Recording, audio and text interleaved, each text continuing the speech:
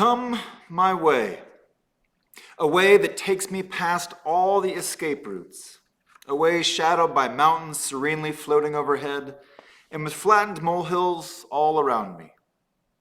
Come my truth, a truth that has no loopholes or moth holes or frayed edges, a truth as exciting as fire and as bright, as powerful as water and as fluid, as solid as the earth, but as transparent as air.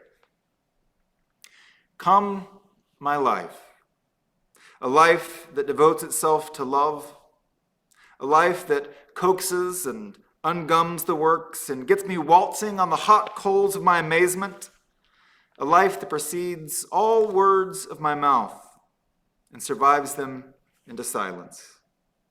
Come my way, come my truth, come my life. These words by Mark Bellatini to begin shaping our space this morning. Welcome. We're so glad that you're here on this Sunday morning and that you've chosen to spend this time in this community, creating this community, and being this community. We're glad you're here. No matter how your heart feels today, there's a lot happening in the world right now. There's a lot happening in Central Oregon right now. So I know that there is a lot of heaviness, and wrapped up in all that, we need only look outside to be amazed by the beauty of the earth around us and the majesty of the workings of this universe. So we come here to do just that, to remember, to laugh, to love, and to be with one another. Welcome. We are ever so glad that all of you are here today. And so we invite you to join our opening song this morning. Come sing a song with me, as sung by 9 puppets. Why? I don't know. Why not? Come sing a song with me.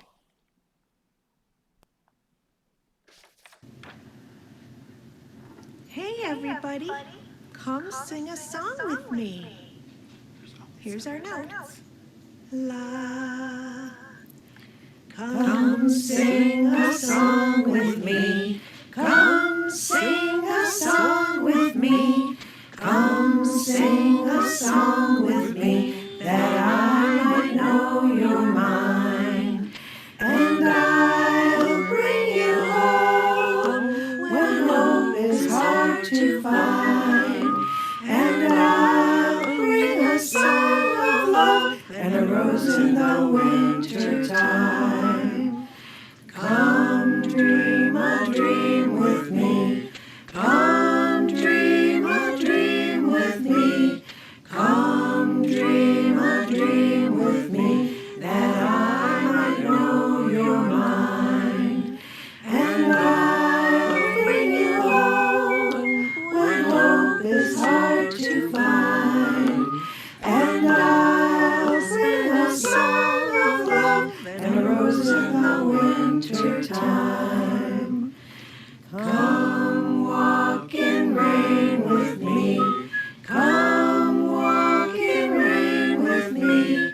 Come walk in rain with me, that I might know your mind. And I'll bring you home when hope is hard to find. And I'll bring a song of love and a rose in the winter time. Come share a rose with me. Come share a rose with me. Come share a rose with me, that I might know your mind. And I'll bring you home when hope is hard to find. And I'll bring a song of love and a rose in the winter time. A rose in the winter time. Thank you.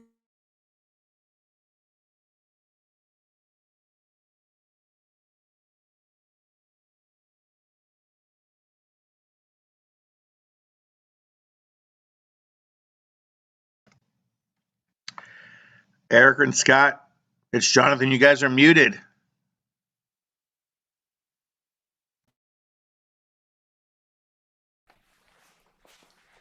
Hello, my name is Eric Ekstrom, and I'm the new music director here, and I'll be lighting the chalice today.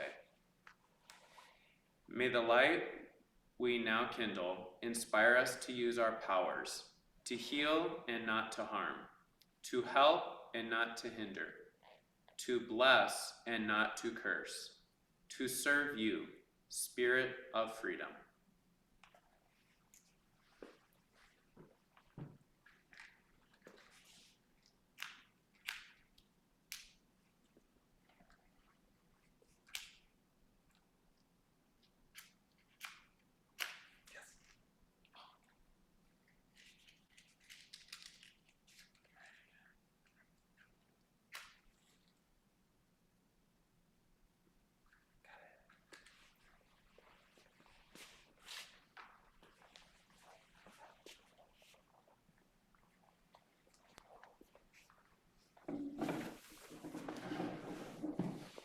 Spirit of life, come unto me. Sing in my heart stirrings of compassion. Blow in the wind, rise in the sea, move in the land, give life shape of justice, roots of meek laws, wings set thee free, Spirit of life, come to me, come to me.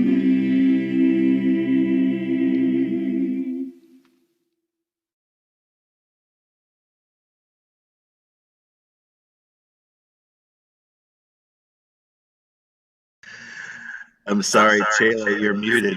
Something in the water today, I guess. I just unmuted it. We have this joke in the staff room that if we had $1 for every time we had to say, you're muted, we'd have a big fund. Anyway, good morning. I'm Chayla Sloper, your congregational life facilitator. And I am delighted that we not only have one of Eric, but we have 4 of Eric Ekstrom. Anyway, that was just a delightful spirit of life. So a warm welcome to everyone who has taken this hour on a beautiful, gorgeous, quintessential Central Oregon summer day to be here, to have our hearts open and to connect as best we can through this medium of Zoom. So thank you very much. And a special warmest welcome to those who are visiting, maybe the first or second, maybe 5th time. And we invite you to fill out a virtual visitor form so you can let us know that you're here. And on that form, if you'd like to sign up for our communications, we send out an email weekly, and then sometimes there are a few other communications, but that's how you can get on our radar and we can be on yours as well. So a special warm welcome. The virtual visitor form link is in the chat. So I have a few general announcements. As the slides were saying before the service began, if you have a child or children that you'd like to register for our religious exploration program, now is the time to do that. Even if they were registered last year, we'll have a new registration every year, and that way we have the current information for your child or children. So from infancy to high school, there will be activities and learning, as well as just communications from Amy Brock, our Director of Religious Exploration. So be sure, excuse me, be sure to register your kids. We also, this is the time to register for Soul Matters small groups. They would be beginning in September. And so there was an email that was sent out a little over a week ago. If you were already receiving the Soul Matters packets, Most of the Soul Matters groups are going to be meeting on Zoom. They meet once a month at the end of the month. So it gives you time to work through the Soul Matters packet. And frankly, the registrations are a little low. So I'm thinking maybe the email was missed. Excuse me, I need a little drink.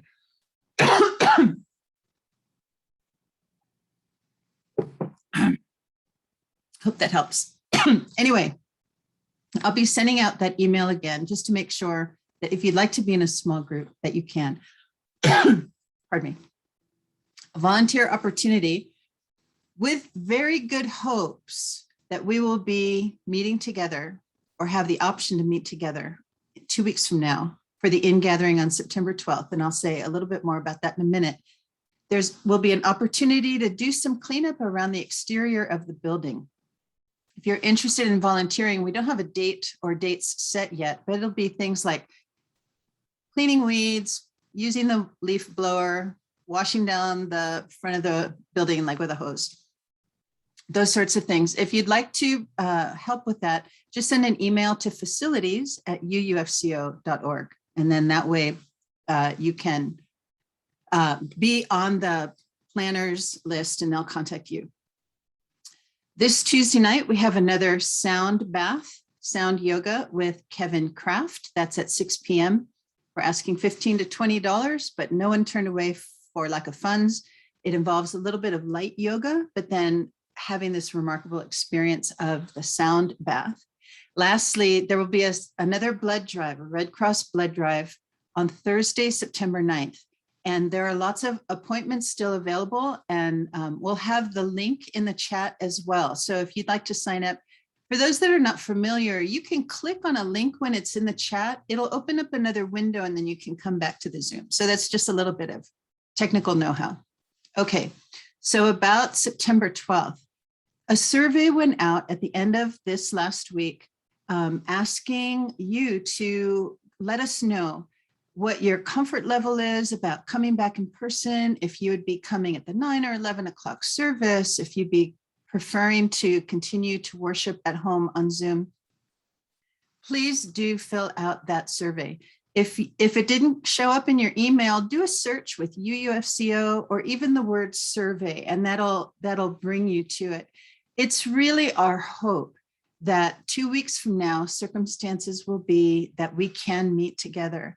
We'll have really carefully, and just painfully determined safety protocols to make sure we have the highest level of safety possible for our meeting together. The survey will explain what some of those protocols are. But as Reverend Scott was saying to me earlier today, this is our sincere hope that we'll be able to meet together, but it's not a guarantee. So we just have to wait and see what's happening in our community. And so big thanks to the COVID task force, who's been just working diligently to keep us as safe and as informed as possible. So I believe that's it. So remember, as you go into the day, to have the warm and joyous blessings of the congregation with you. Blessings.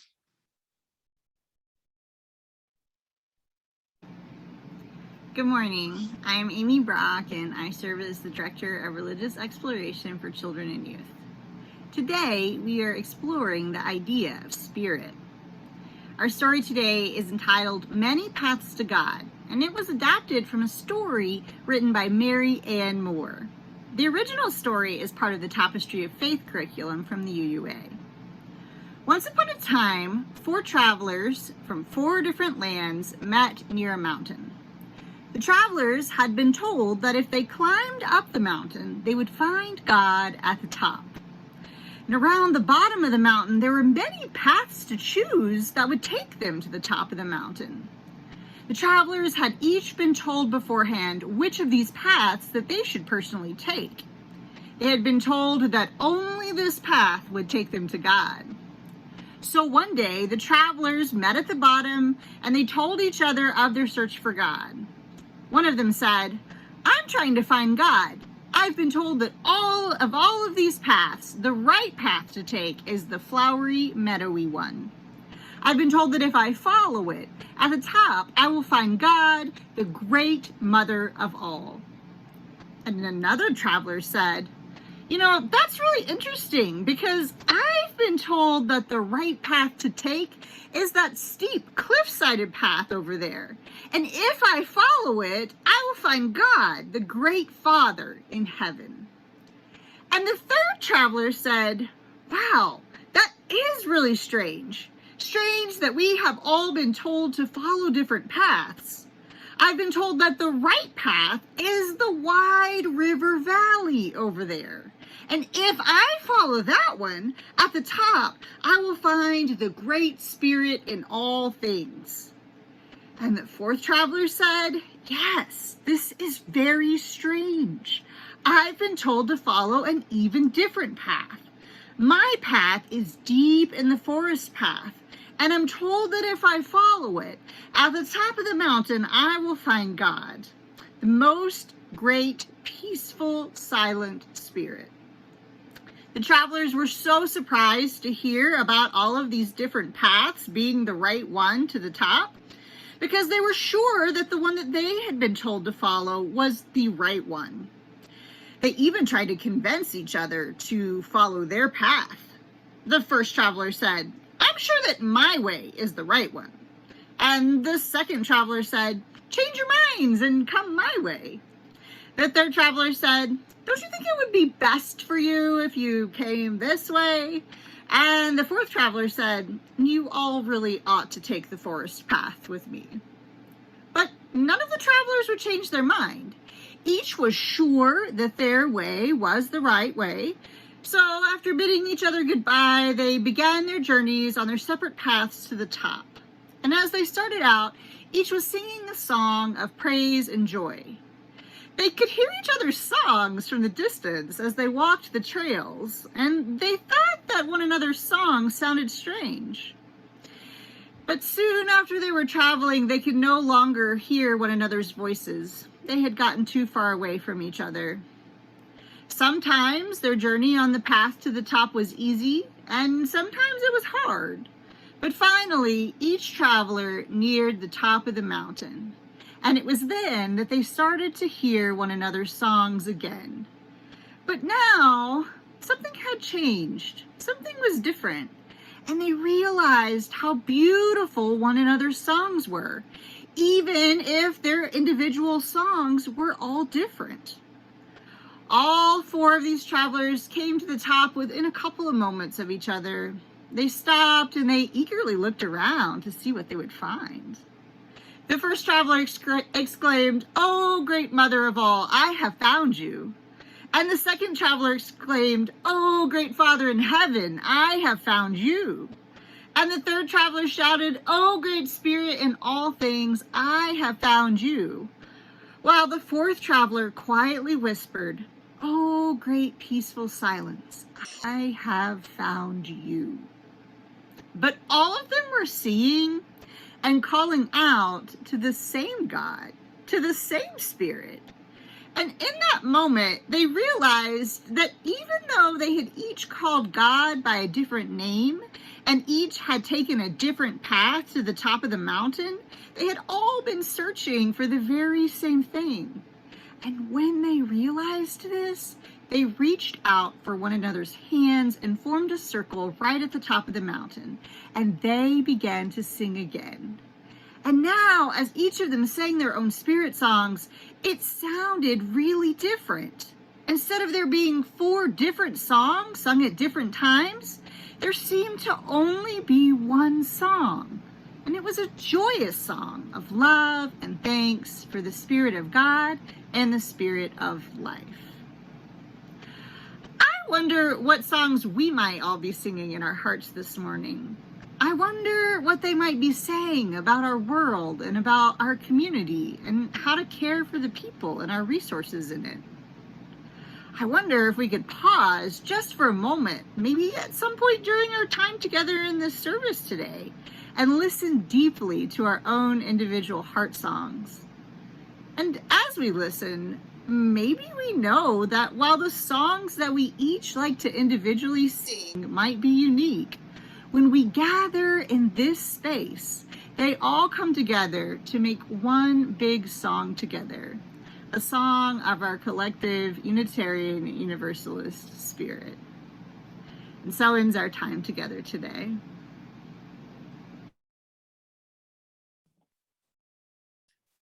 Please join me now in saying together our children's covenant. In this place, I am kind. In this place, I am loving. In this place, I am a friend to the earth and all animals and people. In this place, I am loved.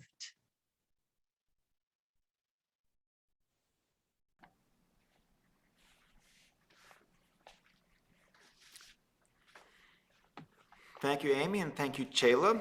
So, as you saw earlier, we have a new person with us on staff now, Eric Ekstrom, and he just recently moved to Bend, and we're going to take just a second to get to know Eric a little bit better this morning. Welcome, Eric. You have been, let's see, since I guess about mid-August, so a little over 2 weeks here. After moving back to Bend. So you moved back to Bend. So you grew up here. Yep. Correct? Yeah. That seems to be a lightning rod of connection and conversation when you've been meeting people here in town, especially at the worship retreat yesterday when you started talking about people in the educational arena here. So what took you away from Bend originally, and what drew you back?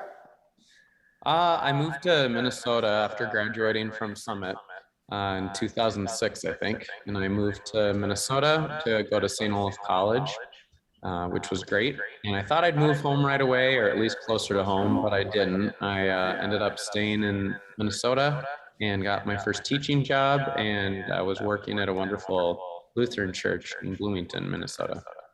Wow. And for how long are you there? I was in Minnesota for 15 years total. Okay. 15 years. And how many years of those were spent directing a choir? Almost all of them. Well, in college, I was obviously learning and had some choral experiences there. And then I was at St. Stephen Lutheran Church in Bloomington, Minnesota for the last 10 years. Okay. Oh, wow. That's right. Yeah. What's your favorite thing about directing a choir? The community that comes around it, and the people I get to meet and relationships I get to make. And then on a musical side of things, just taking the group from where they're at and raising that bar and succeeding at what we get to do. Yeah. Any interesting memories or stories from your time being a choir director with the good Lutheran church there in Bloomington? 2 summers ago, my church in Minnesota, we came out and did a Northwest tour. We did Seattle and Bend and Portland. And we had an awesome bus driver that picked us up in Seattle. Her name was Michela. And Michela was driving our big tour bus. And I asked her, I said, hey, Pilot Butte is like the best point to see Bend from. Would you be comfortable taking the choir up in the bus if buses are allowed up? And she's like, sure, why not? And so we loaded up the bus and we got to the front of Pilot Butte. It didn't say no buses. And she went all the way up. And people were pretty nervous. There's no guardrail or anything. We got up at the top, took a group picture. And my tenor section leader at the time, he was so terrified he called an Uber to come pick him up at the top of Pilot Butte and drive him down. Oh, wow. It's not really a musical memory, but it's sure a funny memory that kind of crosses Bend with my old life in Minnesota. So. Absolutely. And so many the stories from a life of a choir community aren't necessarily about the music. We know that. Yeah. So you started doing music pretty seriously very young, and then have just continued to make a life out of it. What draws you so close and near and dear to a life of music? My mom started taking me to live performances at a really early age. And I started in piano lessons before the age of 5 and stuck with that. And then was in the youth choir of Central Oregon for 9 years and just kept pursuing music and choir in Bend, and played in jazz choir, and was in a youth choral academy in Eugene, which actually really took me to Minnesota. So it's been a way of connecting and getting to also see different parts of the world and learning all sorts of different cultures through music. All right. Awesome. One more question. You've been away from Bend for quite some time now. What are you most excited about being back in your hometown in Bend to see again or to experience again? Being near my mom was pretty cool. I was the nearest family to her in Minnesota, which isn't saying much. So getting to see her and drop by, even if it's a busy day, and just to give her a hug and to say hi. And I'm really excited about no more humidity and Yes. sub-zero weather. Yes. Well, great, Eric. I know that the staff has just had a wonderful time getting to know you, as well as congregants that have had the good fortune to cross your path so far. And we are just really looking forward to this journey together and seeing how it unfolds in this year that we don't know exactly how it's going to unfold. It's good to be doing it all together, and we're just thrilled that you're here. Thanks for inviting me. Yeah. Well, we're joyful that Eric is here. Other things in the world, we are less joyful and our hearts might be heavy today. So at this time in our service, we'll open up our joys and sorrows in our chat. And if there's a joy or sorrow in your life that you're experiencing on this morning, we invite you just to share that into this community so it can be held.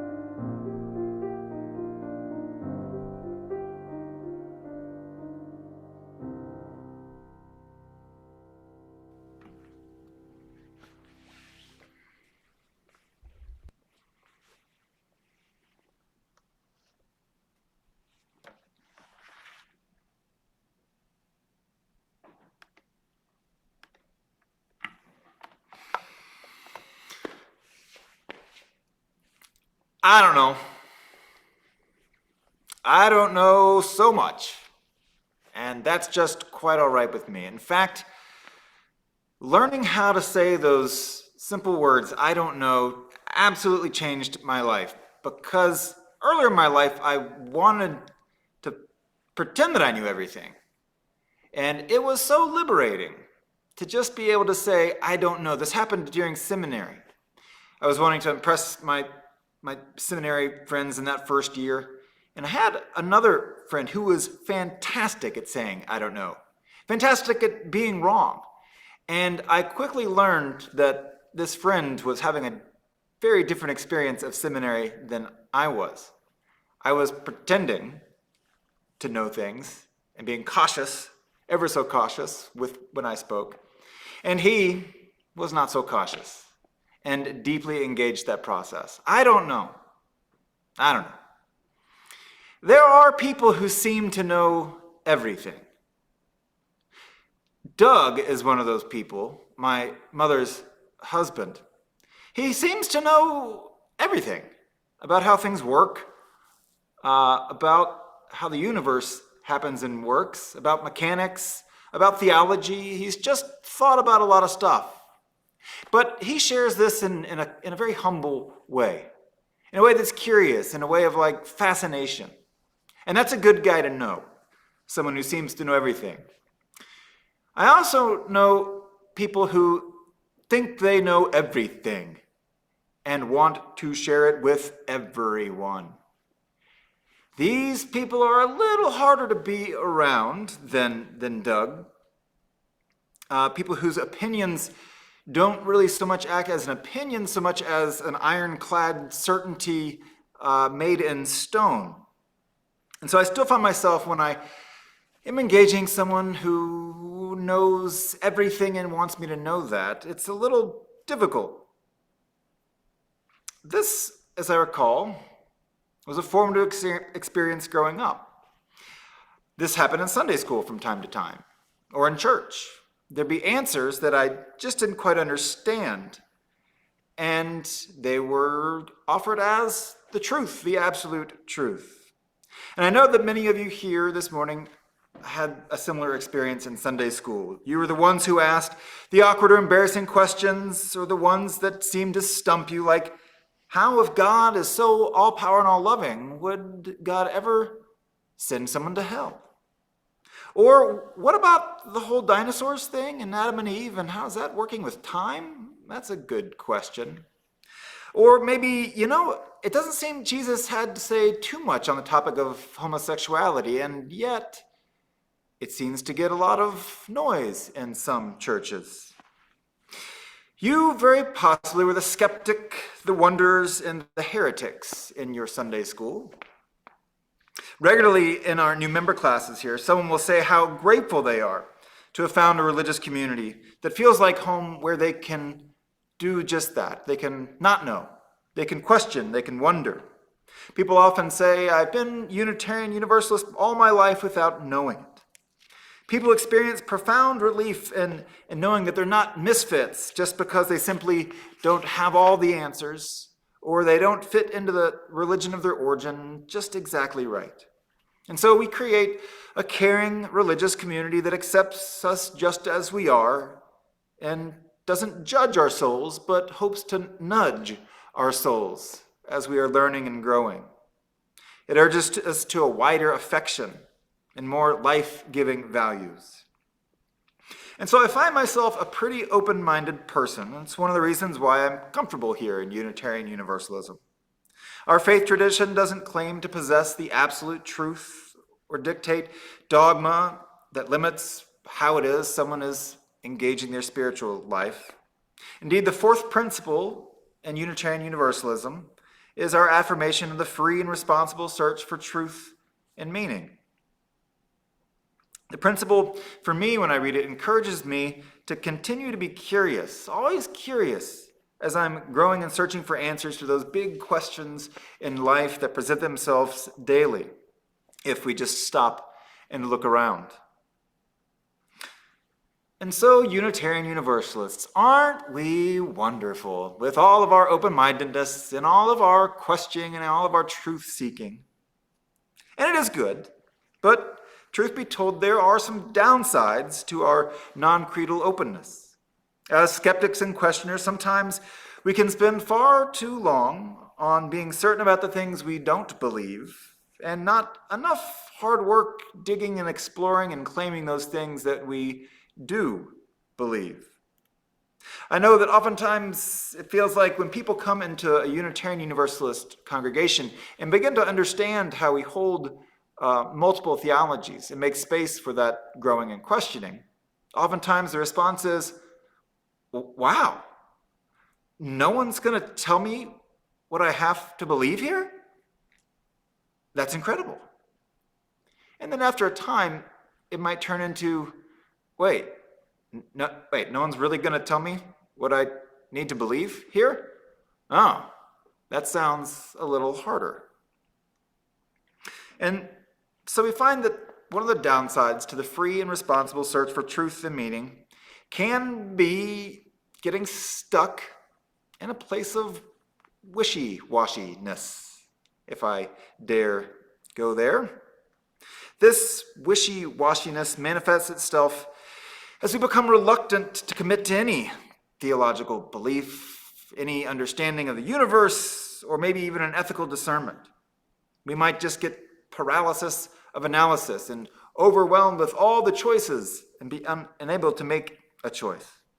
We might drift in and out of half-explored beliefs or things that kind of sounded good one time, we stuck in our pocket, but doesn't really nurture us in a way that it might. And sometimes I wonder if my open-mindedness is just another manifestation of being a really indecisive person sometimes. I know we do this with our kids sometimes. We don't tell them what we think and believe because we want to create this openness and this grand field they can tromp through and explore the world. We'll tell them about other people's beliefs in God or evil or the afterlife, but oftentimes we don't share our own beliefs. And it's important for our kids to understand what we believe, to know that we're also growing. They might disagree with us, they might agree, but that's something to push up against is important, incredibly important. Or perhaps we grew up in a congregation or religious community that we truly felt did wounding in our soul. And so we prefer to just not talk about any of that stuff for fear of being taken as someone proselytizing. But that's a very different thing, proselytizing, from having an open and honest conversation or sharing and being curious about what someone else believes. And the fun part is that when you have those conversations, it doesn't have to be the last conversation ever. We do keep growing. And so there is a scariness to stake a claim, to know that that claim might be moved at some point in the future, but to say, this is what I believe, here and now, today, or at least I think what I believe. I remember the first time I encountered this from a Unitarian Universalist. I was in New Zealand, and my wife, Rebecca, had left about a week early, and so I had a week to kill and a week to sell an old Ford station wagon that we had been tooling around in. And Unitarian Universalism was still fairly new to me, and I was exploring the idea of being a minister. And so I went to Auckland, and I went to the UU church there, and I said, what's going on this week? What can I do? How can I get involved? And they said, oh, that's interesting.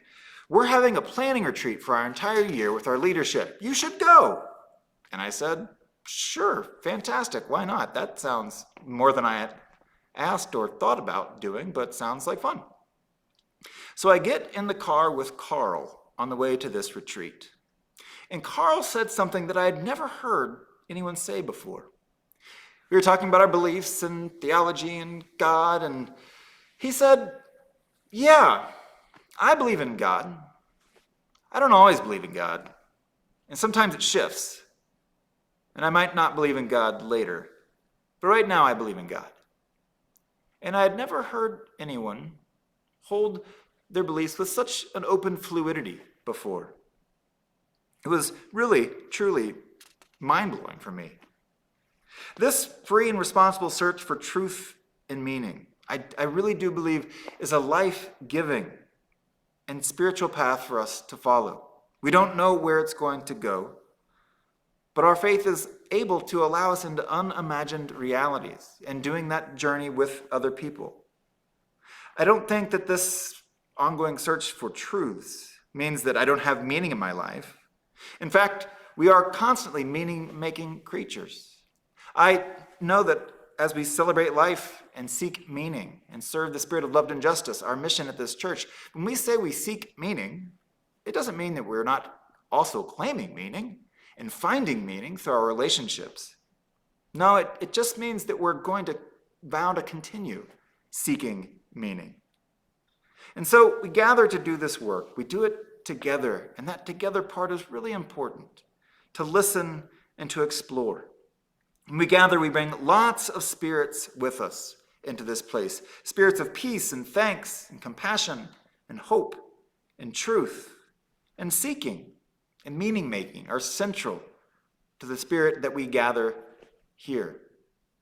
Gather the Spirit is one of our beloved gathering songs. And so let's listen to that and think about, as we do, the spirits that we gather in our own personal spiritual lives and journeys, and all the other spiritualities that surround us anytime that we're on Zoom like this morning, or anytime we gather in person. Just imagine all the different journeys commingling, going up that mountain that Amy spoke of, each their own different expression, but singing one song.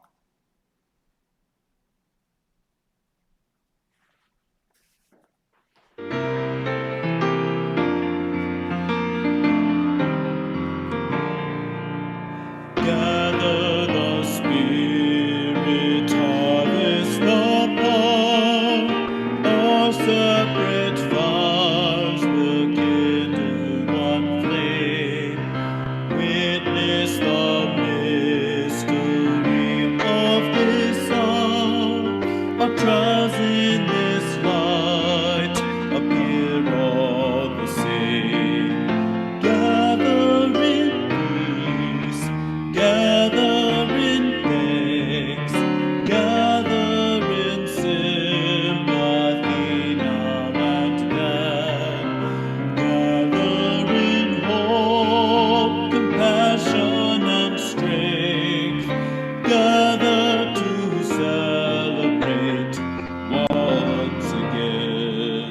Gather the spirit of heart and mind, seeds for the sowing are laid in store, nurtured in love and conscience refined, with body and spirit united once more. Gather in peace, gather in thanks, gather in sympathy now and then. Gather in hope, compassion, and strength. Gather to celebrate once again. Gather the Spirit growing in all, drawn by the moon and fed by the sun. Winter to spring and summer to fall, the chorus of life resounding once more.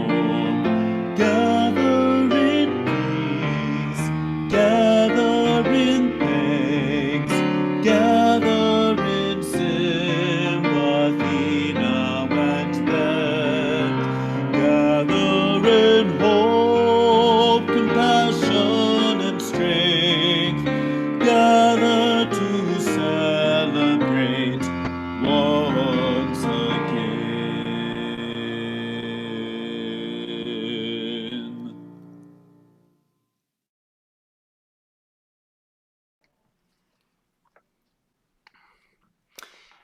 gather the spirit of life. You've got to do when the Spirit says do. A lot of our singing around here has to do with spirit, spirituality. And as it would make sense, when I was in the search process, this congregation answered the question, what is the predominant theology of the congregation? And the answer given was spiritual. And I had never seen that in any packet that I had ever seen in any of my ministerial search process. Spiritual means, of course, different things to different people.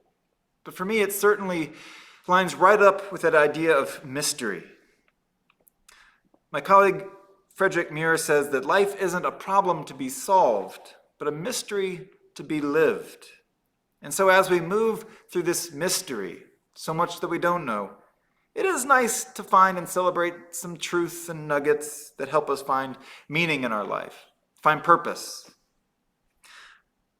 And I found that, oddly enough, in a congregation full of all these different journeys and spiritualities, oftentimes the talk doesn't go there. We miss this opportunity to learn from one another, to hear, to explore, and to share, to ask what each other person believes, and not having to go all the way down the rabbit hole, but just in general, what drives you, what grounds you? What do you believe in this world? I enjoy doing this with people, but I think in some ways I've got the ministerial pass card where it doesn't seem like a strange question.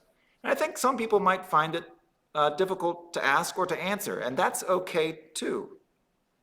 But it's a fun question to explore and a simple one. What do you believe? And you can answer as simply or as complexly as you're called. And so you might be asking then, after suggesting that it's a good idea, what do you believe me? What do you know? What have you figured out or seem to have figured out or believe to be true on August 29th, 2021? What do you affirm as willing and solid, but yet not carved in eternal stone? Well, I'll share a little bit. My belief system draws from process theology and Taoism and panentheism, ecology, my Christian roots, and from a large dose of just paying attention to the world around me. My spiritual practice has a lot to do with awe, because awe leads me towards appreciation, and appreciation leads me towards gratitude, and gratitude leads me towards love. Almost everything about my theology is relational in its structure, in its practice, in its being, in its reality. Everything, as I understand it, is connected, from our relationship to the physical world and our surroundings, but also our interpersonal relationships and the energy that passes between us as we are in relationship. Each affects the whole, and the whole affects each. As Martin Luther King Jr. said, we are caught in an inescapable network of mutuality, tied in a single garment of destiny. And it's because of this relational reality that what we do truly matters. Who we are in the world matters. It calls us to respond with care and compassion to the needs of others, to our planet, and to our own needs. I believe in empathy as being central to that.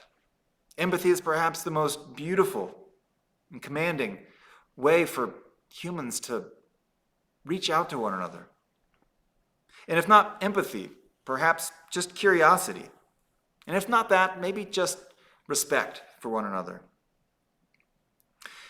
Deep in my theology and witnessing the world is being curious about where life thrives, which ways that I'm called towards in my own life thriving, or seeing it thrive around me. I believe underneath all of this life thriving is a dynamic and life-giving creative process. People know this creative process by many, many names, some formal, some not. Some God, spirit of life, the Tao, natural law, beloved, the universe, goddess, Brahman, Atman, and so many more ways of understanding this ultimate reality that we are a part of. This creative process, I believe it's our source, and it pulls us towards more complex expressions in a human life that shows up, these life-affirming ways, as love and compassion and empathy and justice and creativity and scientific thought and spiritual insight. All these, if we look at how they work in the world, create richer life. The theologian Gordon Coffin suggests a shift in understanding God as creativity itself, that process, that movement in the universe and in our own life that makes things happen. Our lives are shaped by our relationship to this creative process. And so I try and be in relationship with this mystery, with this universe, without needing to understand all of it, but knowing that it's available to all of us every single moment of every single day. I've never really found the labels of theist and atheist particularly helpful for me personally, because my spiritual life resides somewhere in this gray middle, that place where the mystery does reside. The biologist Ursula Goodenough says that embracing this mystery without needing to explain it fully, it keeps her in covenant with the mystery. And because of this, the mystery retains its luminance. And lastly, because of this deep connectivity and the way that the world is structured in relationship, I believe that love is so important because love is generative and it creates. I felt this in my life, and I'm sure you have too. The more love we have, the more love is around, and the more love happens. It can spread. It's generative. And in the same way, I believe that hate and fear have a degenerative effect in the world around us. These active forces pushing and pulling in our world much farther beyond a simple good and evil paradigm. It's alive inside each one of us and in the world.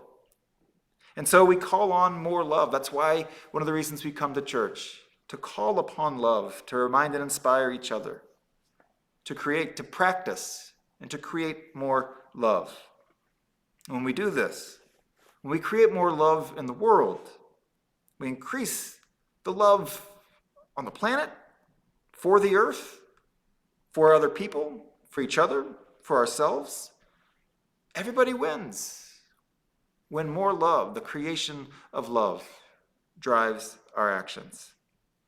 Well, at least that's some of what I'm thinking this morning on August 29th, 2021. And it might change by tonight, but I'll keep at it.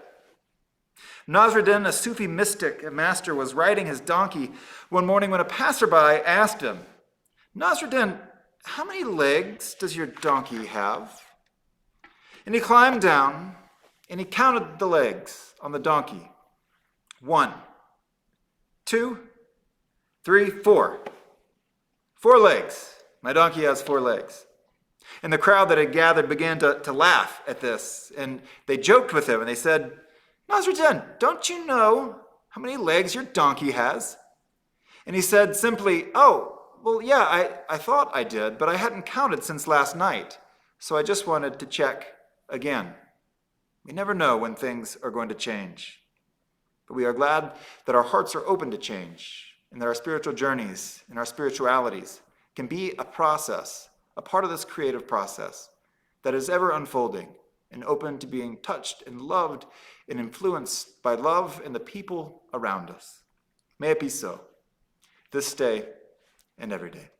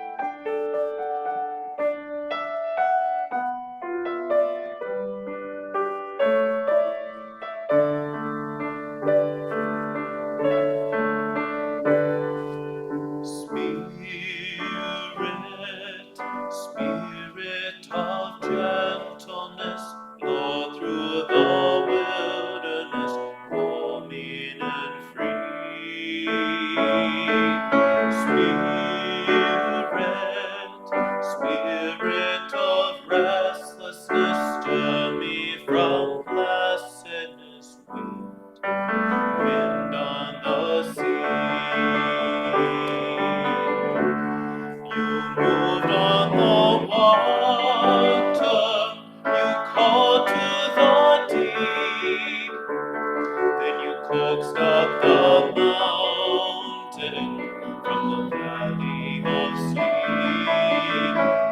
and over the eons you call to each thing. Awake from your slumbers and rise on your wings.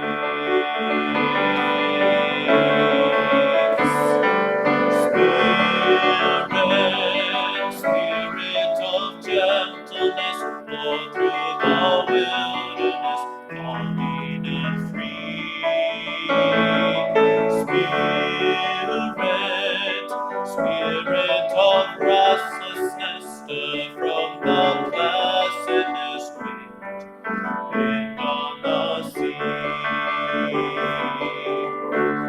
You sang in a stable, you cried from the hill, then you whispered in silence when the whole world was still. And down in the city, you called once again when you blew through your people on the rush of the wind.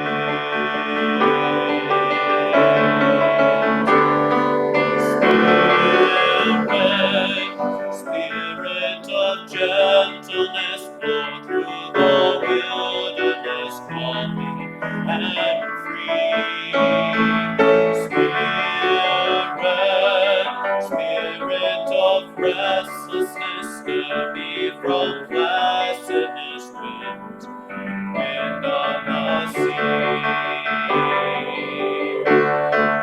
God from tomorrow, you break ancient schemes from the bondage of sorrow. All the captive dreams. Our women see visions, our men clear their eyes with bold new decisions. Your people arise.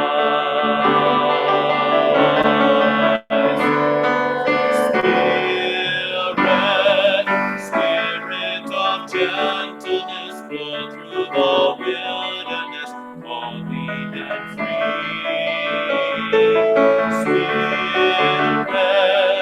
Spirit of restlessness, stir me from placidness, wind on the sea. Wind on the sea.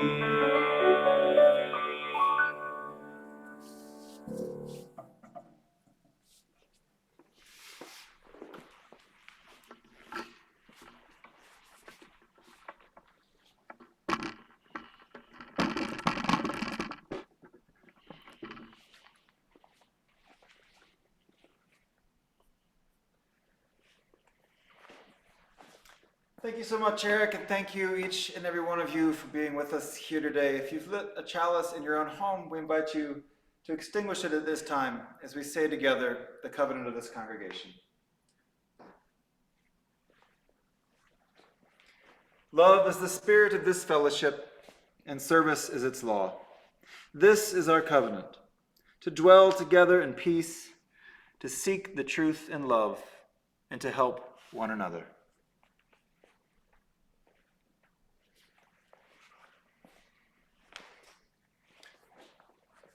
We invite you to... Was I even in the shot last time?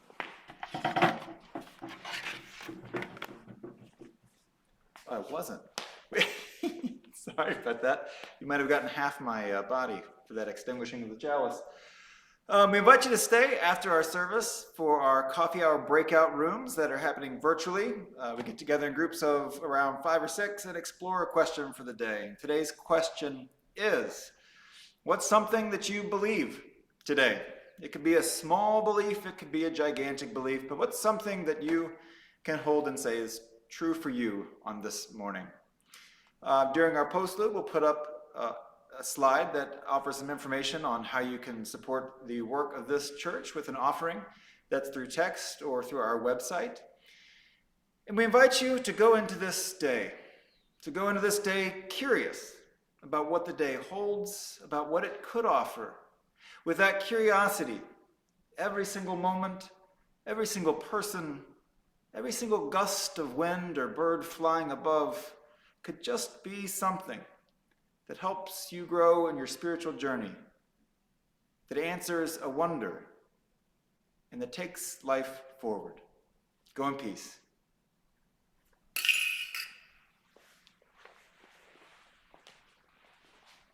Thank